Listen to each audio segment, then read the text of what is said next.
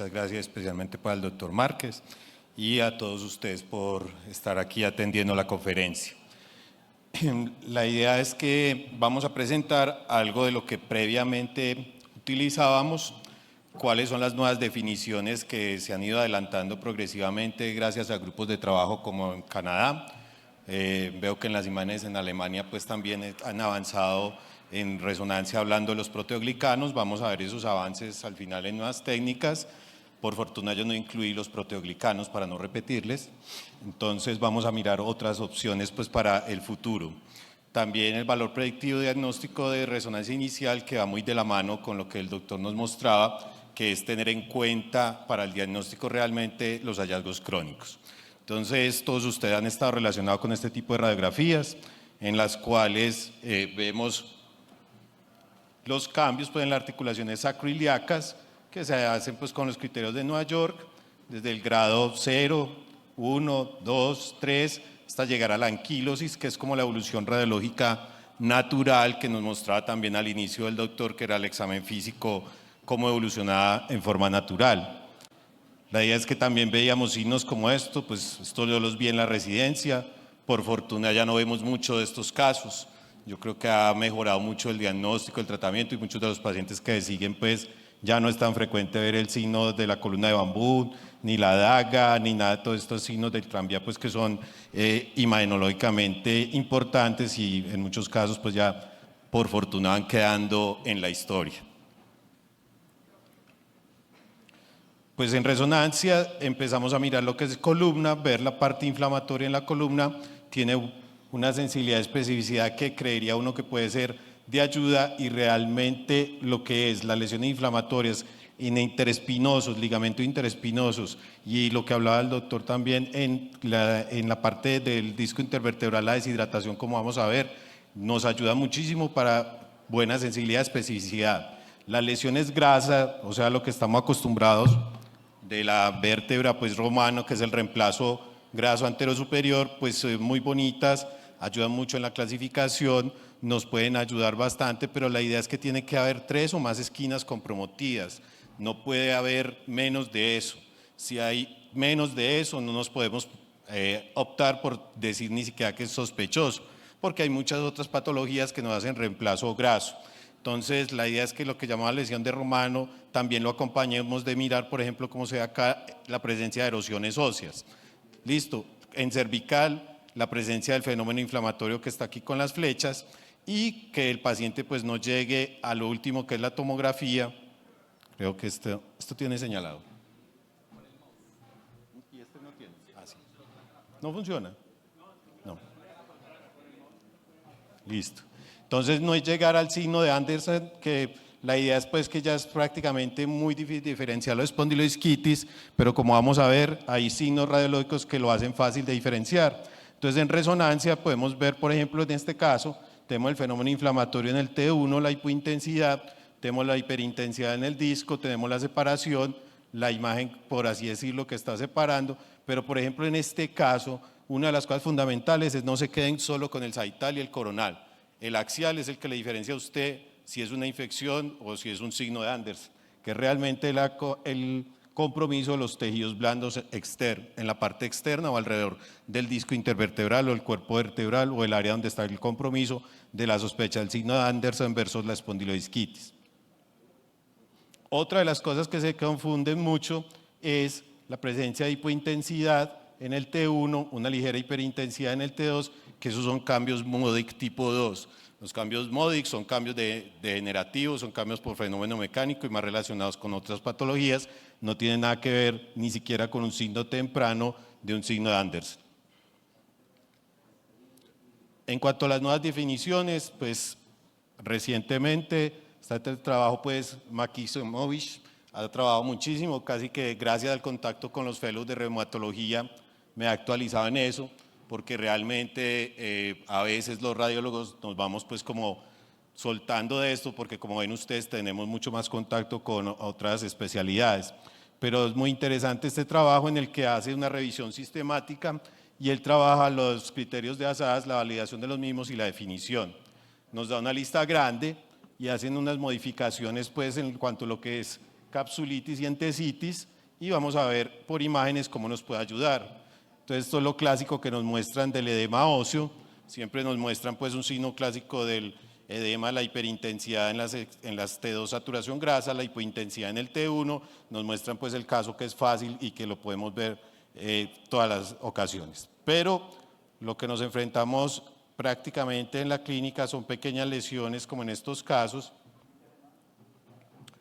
en los que vemos los reemplazos grasos, vemos pequeñas erosiones óseas aquí en este ilíaco a la izquierda, vemos pequeñas áreas de hiperintensidad y no están claramente definidas. Esta hiperintensidad en esta zona está acompañada de hipointensidad en esta sacroiliaca. Este mouse se mueve mucho. Bueno, generalmente se utilizaba mucho lo de la captación posgadolinio.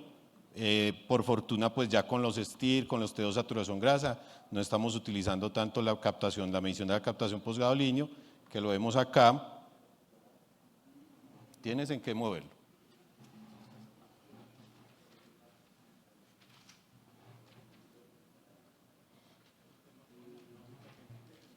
Sí, es que no está acomodando. Bueno, ahí sí parece. Entonces, en la hipointensidad como tal previa, mire que la captación posterior del medio de contraste está la hiperintensidad, y en esto utilizamos los T1 saturación grasa pre y postcontraste. Mire que esto es una sutil captación, sobre todo en la región intraarticular. En cuanto a la capsulitis, les traía el ejemplo difícil. El ejemplo difícil es este, en el que uno tiene la capsulitis, pero al frente tiene un vaso.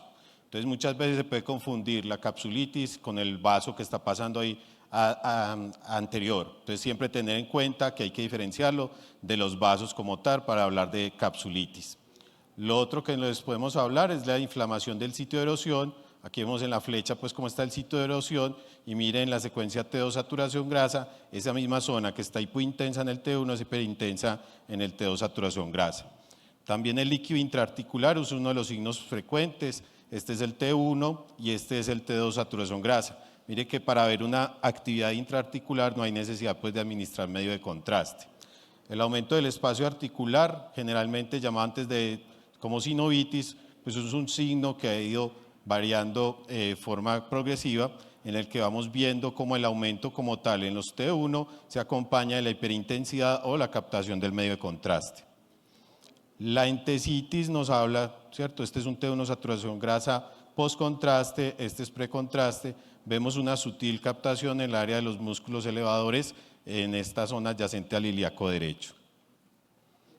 Ahora, en cuanto a los criterios crónicos, pues también hablan de unos criterios modificados. Pues la erosión ósea, que ustedes la conocen muy bien, la idea es mirar la pérdida de la señal de la médula ósea adyacente, es muy específica pero es menos sensible. Lo que es la metaplasia grasa, lo que nos mostró ahora el doctor, que hay hiperintensidad tanto en el T1 y podemos ver aparentemente edema óseo en el T2 saturación grasa, pero realmente esto no es edema, sino que va de la mano con la lesión de metaplasia grasa, que puede tener o no mínima actividad. Lo que es el backfill, la idea es que vamos a mirar el llenado de la erosión ósea, ¿cierto? Movemos erosión ósea y aquí el hueso subcondral está hiperintenso y hay una línea hipointensa adyacente que nos habla el backfill, que es uno de los signos pues, que más buscamos ahora. Lo que es la esclerosis son los engrosamientos corticales, y una de las cosas que mencionaba en la conferencia previa es que hay que diferenciar ese engrosamiento cortical, que lo vemos acá, la esclerosis, que es esta, cuando tiene una forma triangular, bien definida, cuando tiene hiperintensidad. Entonces el edema óseo, por ejemplo, sí sirve, pero si yo veo la hiperintensidad en la periferia, si yo veo la hiperintensidad en la periferia de la esclerosis, estoy hablando de un signo muy clásico, que es todo esto es del mismo paciente, que es una osteitis condensante. Entonces tuvimos un paciente en el hospital de una osteitis condensante que realmente la radiografía nos mostraba esa bordes triangulares densos, tenía pues el antecedente de ser multípara, y adicionalmente mire que la hiperintensidad es en la periferia de la esclerosis y no al borde libre articular. Lo que es la anquilosis, pues la idea es no ver llegar a los pacientes a estos, pero todavía hay algunos pacientes que pueden llegar en anquilosis, y el que es el signo de la no formación pues, del puente óseo, sino como una neoformación ósea que puede ser del ilíaco o del sacro, que protruye a través de la cavidad articular, que es difícil ver en la saturación grasa, pero en el T1 es muy fácil de ver como esta protrusión o prominencia que vemos acá. Ahora, lo que mencionaba el doctor, hablar del valor predictivo positivo, o sea, al momento del diagnóstico, realmente qué signos van a decir, sí, parece una espondiloartritis, y algunos de ellos que hablan en este artículo, es una revisión también reciente del 2021, pues en las lesiones activas y estructurales se ha encontrado mucha utilidad, sobre todo en la presencia. Uno del edema óseo, pero mire que el edema óseo, la idea es que esté, como en este caso, en diferentes cuadrantes. La idea es que tenga por lo menos mayor o igual a 4 cuadrantes alrededor de la articulación sacroiliaca. Tener uno solo, tener dos, no va a dar el diagnóstico ni va a aportar. En la misma articulación sacroiliaca deben ser 3, pero una cosa que demostró el doctor en la conferencia previa es casi siempre una de las dificultades, tanto para los residentes como algunos clínicos, es ubicar qué es anterior, qué está en la mitad y qué es posterior, sobre todo en los coronales. Aquí uno podría decir que tiene hiperintensidades, ¿cierto? Que tiene erosiones óseas, pero es que en este caso estamos en la zona de la mitad o hacia posterior, y esto es más clásico, es de artrosis, no de espondiloartritis. Entonces la idea es que de la espondiloartritis tenemos que ubicarlo es en la región anterior y ojalá inferior, porque todas las hiperintensidades superiores, por ejemplo anterosuperiores, nos va a hablar es de otros diagnósticos diferenciales. Las centrales y posteriores nos hablan más de artrosis. En la utilidad predictiva, entonces, la presencia de erosión en la misma localización, en más de 2 cortes consecutivos, entonces nos va a ayudar muchísimo y tiene un valor predictivo positivo del 95%. Mire estos cortes consecutivos, como las erosiones óseas están presentes en todo el reborde sacro e incluso pueden formar grandes erosiones óseas hacia el borde libre articular. Lo otro es la presencia de erosión en más de 3 cuadrantes de la articulación sacroiliaca, que puede ser incluso en el mismo corte. Miren, en este caso tenemos una en el sacro superior, otra en el ilíaco inferior, vemos acá otra igualmente en el espejo, en la articulación contralateral, y eso nos va a dar un valor predictivo positivo también mayor del 95. Cuando son más de la presencia de lesión grasa, cuando vemos lesiones grasa, que estén más de 3 cortes, o lo que mencionaban en la conferencia previa, que esa lesión grasa mida desde el borde articular hacia la médula ósea más de 1 centímetro, le da un valor predictivo positivo también del 95%. Entonces, eso les puede ayudar muchísimo a ustedes decir, sí, este sí probablemente tiene la espondiloartropatía. La presencia de las lesiones grasas en más de 5 cuadrantes, lo mismo, vemos acá este es un T1, turboespineco, vemos toda la presencia de lesiones grasas en más de 5 porciones en la misma placa. Y en cuanto a las nuevas técnicas, pues generalmente todos los artículos que están saliendo de nuevas técnicas lo que hacen es comparar con las escalas clínicas que ustedes mencionaban pues previamente, y en las escalas pues que incluyen, usan también ya la comparación de esas escalas clínicas con, por ejemplo, la cuantificación o sacar la fracción de grasa para determinar si hay actividad o cronicidad en pacientes con espondilitis anquilosante. Lo otro es el mapa de T2 y la difusión. Incluso la difusión nosotros la hacemos de rutina en el Hospital Pablo Tobón Uribe. ¿Por qué hacemos de rutina? Porque allá son pacientes hospitalizados y tienen mucha infección como diagnóstico diferencial. Entonces, una de las cosas pues son los criterios de la evaluación del MSAS, que fue lo primero pues que empezó a salir de la progresión en los bordes y los puntos, dando los puntajes que usted los conoce mucho mejor que yo. Ahí en la flecha azul pues se muestra una de las erosiones óseas comprometiendo el cuerpo vertebral del E4.